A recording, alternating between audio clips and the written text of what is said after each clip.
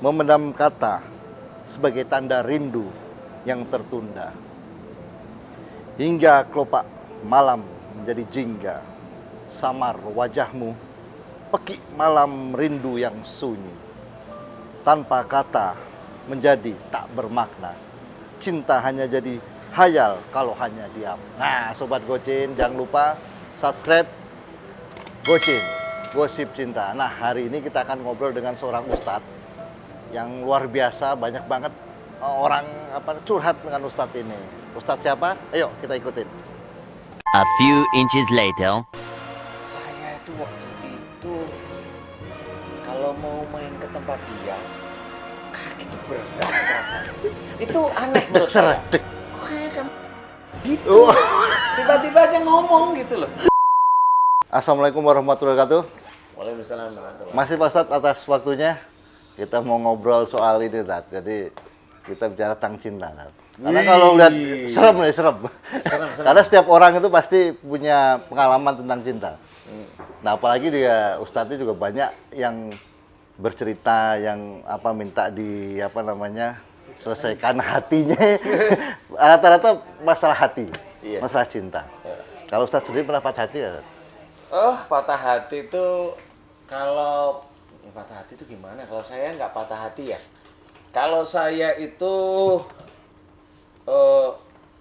dibilang berantakan enggak, Ya. dibilang gagal nggak jadi aja, Oh, nggak tepatnya jadi. nggak jadi. Nggak Ya, jadi. Belum jodoh. belum jodoh, nggak jadi, belum jodoh di titik itu. Kalau patah hati enggak, salah enggak. Biar nggak patah hati gimana, Ustadz? Karena banyak orang yang curhat, yang cerita ini rata-rata karena patah hati ya. Bahkan menjadi dendam kan, Iya. terus melakukan hal-hal yang Ya, di luar nalar. Ini cerita sebenarnya ya. Ini cerita dulu saya waktu kuliah dulu ya, Ya. kuliah itu kenal sama salah satu wanita.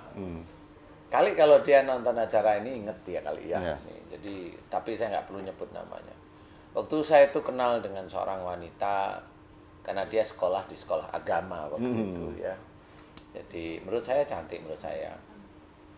Nah, setelah 2 tahun berjalan saya anggap pacaran aja lah. Ya. Kemudian waktu tahun ketiga, waktu itu saya masih ingat dia kelas 1 SMA. Tapi kan saya tahu aja kelas 1 Iya. saya. Pacaran gimana sih? Juga hanya main, pergi, main. Iya. Main pergi itu maksudnya selama itu saya belum pernah namanya boncengan, nggak pernah. Jadi main Tapi aja. sudah mengungkapkan dong rasa cintanya? Sudah, Oh, udah. sudah sama ngerti lah. Kalau Ustadz dulu ngungkapinnya gimana? Eh, Pakai surat atau dulu lewat temen. lewat teman? Saya nggak bisa ngomong kalau saya suka itu nggak bisa. Oh, nggak Jadi, bisa ya? Saya masih ingat lewat temen waktu Oh, lewat itu. temen. Saya kayaknya suka sama dia gitu, itu disampaikan. Iya. Nah akhirnya kelihatan kalau sudah disampaikan itu dia lebih lebih kelihatan Kelihatan lebih ada cahaya lah gitu. ada hubungan gitu. feedback Feedback. istilahnya Ah. lebih enak ngobrolnya, Ya. lebih enak, lebih cair seperti itu. Nah, suatu ketika waktu dia mau kelas 3 SMA waktu itu saya masih ingat sekali. Saya itu waktu itu kalau mau main ke tempat dia, kaki itu berat rasanya. Itu aneh menurut saya. Dek ser. Iya, yang biasanya enggak ya, Iya. biasanya kok aneh ya kaki kok enggak. Saya niat nih mau ke sono nih. Tapi kok nggak bisa ya kayaknya kaki. Kemudian kalau sudah diem gini, deg-degan. Loh, saya tuh belum pernah yang seperti itu gitu. Jadi saya rasakan waktu itu ya. Saya diem, saya merenung sehari, 2 hari itu begitu. Jadi ada waktu itu beberapa hari atau sampai seminggu 2 minggu tuh nggak ke situ malahan karena ada yang aneh. Ada yang nahan gitu, ada yang Pokoknya kaki ini dia nggak mau melangkah ke situ, nggak mau melangkah ya? Iya, nggak mau rasanya. Kok nggak mau ya? Karena aku deket sama dia kan gitu. Ini kelas 3, nanti paling dia kuliah, kalau ini ya mikirnya nikah. Iya, lah, nikah, gitu ya normal. Suatu ketika saya bismillah harus ke sana, apapun yang terjadi saya harus ke sana. Suatu ketika terus dengan sangat berat dan deg-degan itu ke sana yang saya belum pernah waktu itu. Nah, disitulah ketemu sama dia. canggung ketemu sama saya itu canggung, canggung gitu. gitu. Canggung gitu. Kok canggung ya? Jadi malah nggak enak Malah saya. Canggung kemudian nggak lama sih saya kok canggung nggak enak. Terus sebenarnya saya hanya cuma lihat aja. Kok kamu kayak canggung sih? Kayak nggak bisa ngomong nggak ini. Kayak ada yang membatasi Ada gitu yang ya, membatasi ya, jelas jelas itu. Ya namanya gitu kan tahu Iya, ya, iya. udah deket, udah deket lah. Nah, akhirnya ya sudah saya pulang dulu deh gitu. Saya pulang. Jadi nggak lama, beberapa menit gitu loh. Iya. Akhirnya bubar tuh ya. Enggak Enggak juga. Di titik itulah di saya titik menemukan sesuatu. Jadi pada waktu saya berdiri, saya tiba-tiba mau ngomong aja. Kok kayak kamu hamil ya gitu. Tiba-tiba aja ngomong gitu loh. Kok kayak Karo sopo. hamil ya? Karo sopo. Iya di situ. Iya. Di situ saya kok kayaknya kamu hamil ya. Saya ada sesuatu yang Iya, pada iya. saat itu kok kuat sekali saya mau ngomong kok kayak kamu hamil gitu aja. Itu kelas 3. Nah, di situ nangis tiba-tiba. Jadi udah berdiri nih. Udah berdiri nangis. Tapi ada jalannya untuk ya itu Iya. kan dengan siapa masa kita tanggung Iya, jawab kan? nangis kemudian, loh kok nangis? Iya. Nah, mulai saya tanya, kamu hamil beneran? Iya. Dia nggak ngomong, kamu sama siapa? Nah, akhirnya dia ngomong, saya sama ini. Oh, itu anak itu. Anak itu saya tahu, saya tahu gitu loh. Iya. Tapi saya nggak pernah nyangka. Iya. Saya tahu. Nah, dari titik itu, saya pulang dari tempat dia itu, malah saya bersyukur, alhamdulillah. Jadi kalau itu dibilang nggak jodoh, iya, tapi Iya. saya mensyukuri alhamdulillah. Kenapa saya bersyukur? Karena daripada saya menikah dengan dia, nggak taunya dia hamil sama orang lain. orang lain. Jadi saya mensyukuri pada saat Iya. itu dengan seperti itu. Iya. Alhamdulillah, ya Allah.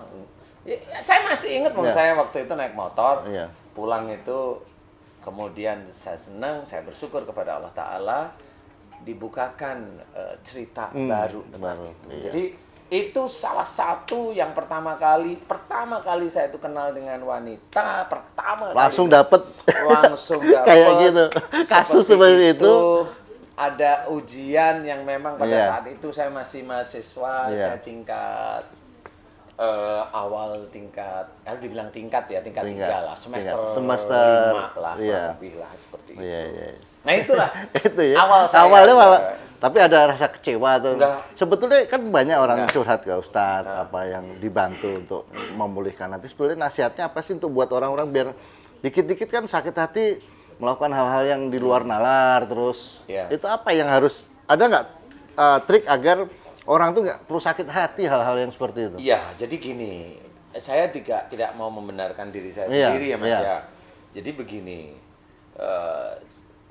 cintailah dunia itu sewajarnya. Sewajarnya. Karena yang harus kita cintai itu adalah perbuatan-perbuatan baik kita.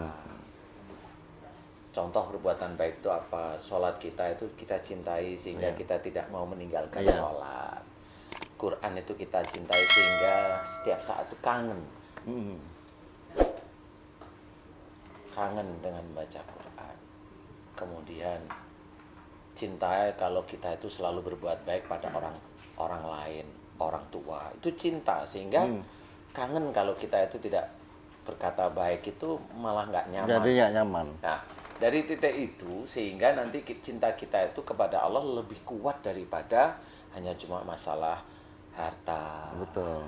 rumah, kendaraan, istri, anak yang sebenarnya itu semuanya titipan. Titipan. Ini saya cerita bukan persoalan apa-apa.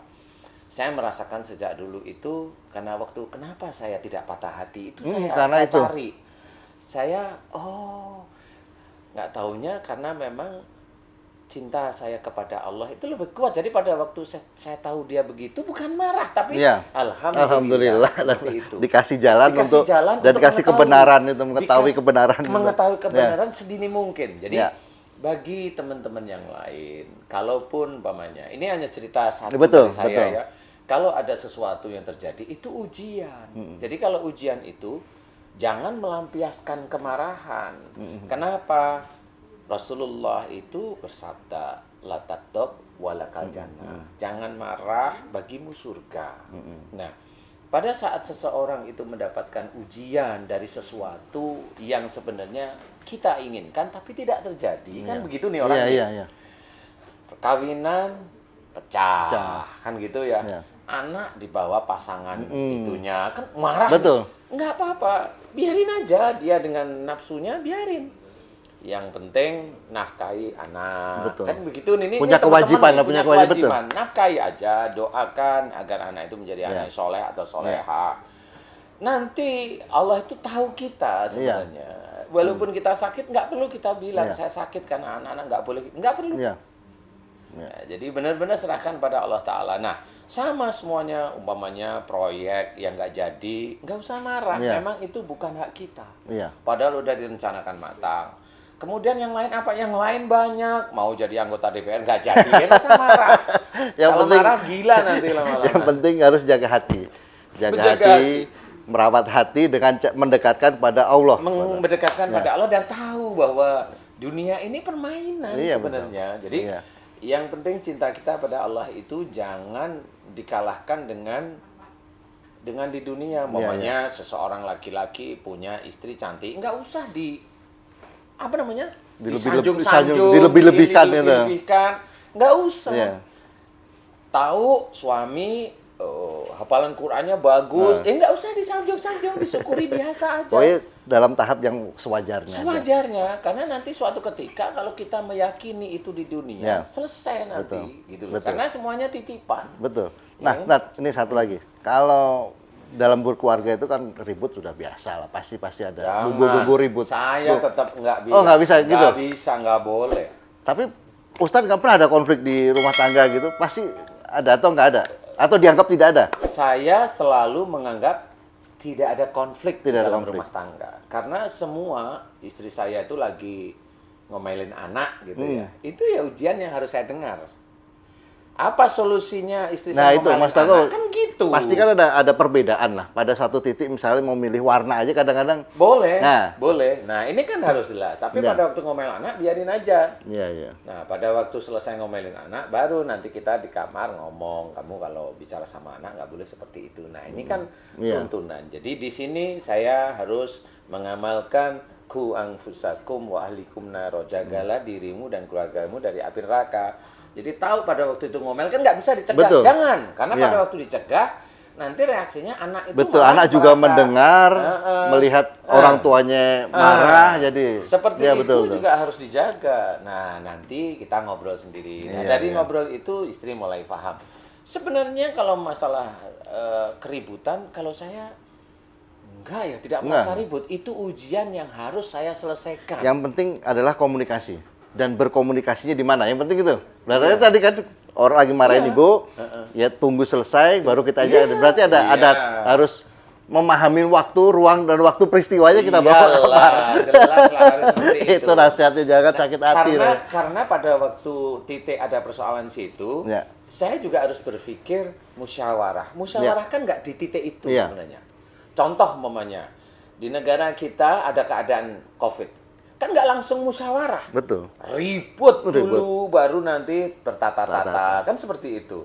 Ya musyawarah seperti itu. Jadi pada waktu dia ngasih ini, ya saya diem dulu aja. Walaupun saya bisa, nggak boleh umpamanya. Tapi itu bukan watak saya gitu loh. Berarti menyelesaikan masalah itu tidak harus di saat itu juga. Kadang-kadang kita tunggu dulu baru kita selesaikan. Masalah itu bisa di saat itu juga kalau Mas Chandra mau mukul saya.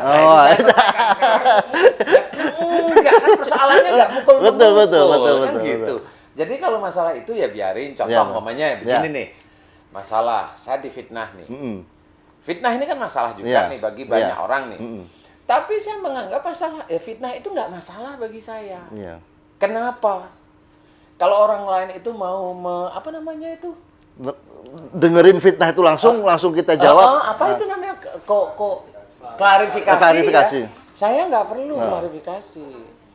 Karena pada waktu fitnah itu muncul untuk saya, nih, berarti itu kan ujian untuk saya. Nah, ujian untuk saya itu harus diselesaikan. Cara menyelesaikan gimana? Kalau fitnah itu saya dengar, berarti Allah mengizinkan fitnah itu terdengar saya. Okay. Berarti itu juga ada tangan-tangan Allah. tangan-tangan Allah itu bagaimana? Nah, ini saya ceritakan. Ya. Tangan-tangan Allah itu menguji saya. Apakah saya difitnah itu saya emosi, marah, membalas fitnah? Ya. Iya kan? Ya. Atau saya tetap memberikan doa, mudah-mudahan mereka diberi hidayah. Iya. Persoalan memberikan hidayah kan Allah. Ya. Nah, itu untuk saya seperti itu. Nah, untuk yang memfitnah, Allah itu menguji. Pada waktu Allah menguji dia, dia itu diuji bahwa karena dia itu merasa paling benar, Iya. merasa paling hebat, merasa paling dia itu, mamanya kalau dia itu seorang yang agak-agak tahu agama, dia merasa agamanya ini, dia Paling, kan ya. merasa paling, itu kan ada ego. Betul. Egonya orang itu diuji oleh Allah Ta'ala. Berarti menyelesaikan masalah kadang-kadang adalah dengan diam. Didiamkan. Bisa, ya.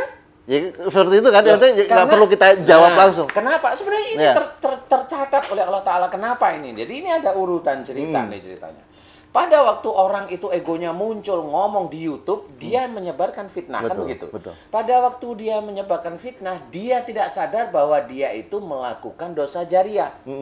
Dan dosa jariah ini kalau dibaca orang-orang mengikuti, itu dia akan bertanggung jawab nanti di akhirat. titik. 1.000 orang yang ngikutin di 1.000. Berapa juta Berapa yang satu ngikutin, ya dia akan bertanggung jawab Iya. nanti di akhirat. Iya, Satu. satu. Yang kedua, ini yang mereka Iya. tidak akan paham. Yang kedua adalah, kalau saya difitnah, kan gitu ya. Sebenarnya dosa-dosa saya dia ambil. Itu ada dalam hadis. Dosa-dosa saya dia diambil semuanya. Selesai dosa saya diambil, berjuta orang yang ngikutin Ngikut. dia, Nah. mengikutin para jamaahnya dia, nih, habis nih insya Allah, Iya. atas izin Allah habis nih. Habis. Karena Allah menginginkan saya juga begitu. Kalau dosa saya habis, apa nih?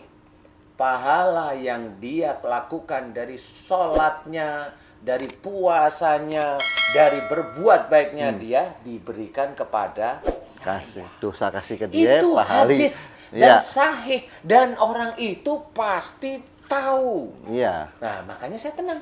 Iya, iya, iya. Nah, ini saya selesaikan dengan diam. Kenapa saya diam? Oh, diam saya itu bukan karena saya diam tidak sabar. Betul. Diam saya mengikuti anjuran Anjuran Allah. Allah. Fa inna ma'al usri yusran, inna ma'al usri yusran. Di balik kesulitan, saya anggap ini kesulitan, ada kemudahan. Ya. Nah, kemudahan ini yang menjadikan mudah siapa? Allah. Makanya saya diam, bukan diam karena saya takut, enggak. Saya diam karena saya menjalankan aturan dan dalil-dalil Allah dan dalil dari Rasul. Kan beda. Betul. Saya takut sama mereka? Kagak. Saya disuruh berantem, ayo, kan gitu nih.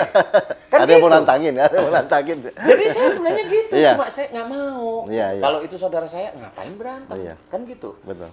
Nggak bisa kita selesaikan dengan begitu. Nah, inilah cara-cara Islami yang harus dikerjakan oleh setiap orang Ya. Islam.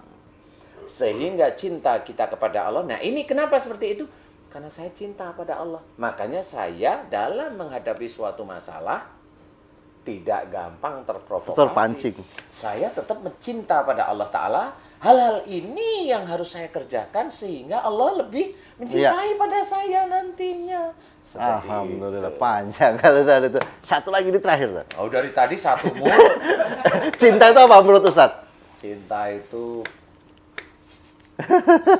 Cinta itu apa? Cinta itu apa ya? Ya, apa ya? Cinta itu rasa seneng yang agak berlebihan. Agak berlebihan.